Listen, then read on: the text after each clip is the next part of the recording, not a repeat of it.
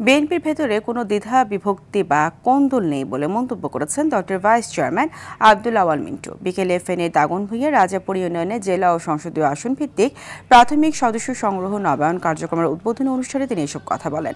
এ সময় তিনি আরও বলেন, যখন নির্বাচন আসবে, নমিনেশন ডিক্লেয়ার করবে, তখন বিএনপির প্রতিটি নেতাকর্মী একতাবদ্ধ হয়ে নির্বাচন করবে।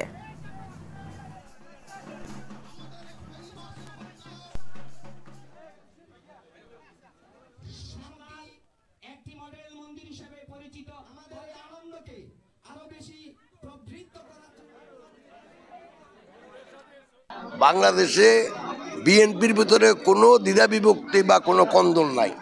আমি একদম দৃঢ়তার সাথে আপনাকে বলতে পারি, যখন ইলেকশনটা আসবে, যখন নমিনেশন ডিক্লেয়ার করবে, বিএনপি প্রতিটি নেতাকর্মী একত্রে একতাবদ্ধ হয়ে তারা নির্বাচন করবে।